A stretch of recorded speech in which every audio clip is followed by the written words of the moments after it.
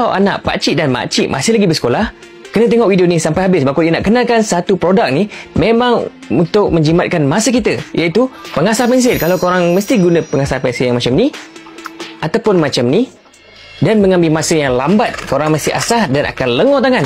Okey, bakul dia ada beli satu produk ini. Ya, ini dia pengasah pensil automatik. Korang hanya menggunakan bateri. Apa yang ada di dalam kotak ni, korang beli, korang akan dapatkan satu pengasah pensil. Dia ada warna hitam dan juga warna pink, dan juga korang akan dapatkan satu pisau tambahan lah. Dia ada dalam ni, kita tengok di dalam plastik dia sudah ada pisau, dan ini kita simpan untuk spare. Korang jangan risau, kalau korang gunakan yang lama ni pun korang tak boleh tukar dia punya pisau pun, dia tahan lama. Yang ini kalau korang rasa pisau dia tumpul, korang boleh beli baru. Jom kita tengok cara penggunaan dia. Dia hanya menggunakan 2 bateri AA. Okey, cara buka dia kat atas ni, kita buka saja macam biasa. Cara penggunaannya senang saja. Tepi ni ada button on off. Korang on dulu, dan korang nampak pensil ni tumpul. Okey, tumpul. Korang hanya masuk dan tekan sahaja.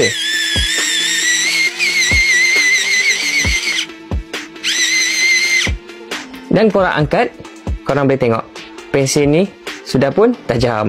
Jadi anak-anak, pakcik-makcik ataupun adik-adik mesti suka dengan benda ni. Okay, macam mana kita nak buang sampah dia pula? Kita tengok atas ni ada lock unlock. Kita hanya pusing saja, pusing, dan kita boleh buka, kita boleh buang sampah, dan kita boleh tukar blade dia. Korang jangan risau, blade dia ada jual di kedai yang korang beli dia juga, ataupun di mana-mana shop yang korang jumpa di TikTok. Ini blade spare dia.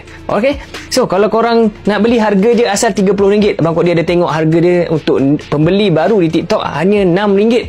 Dan untuk promosi yang lebih lanjut, korang boleh klik beg kuning dekat bawah ni. Pengasah pensil ni sudah terjual hampir 400, geng. Ok, so dapatkan segera. Anak korang mesti suka.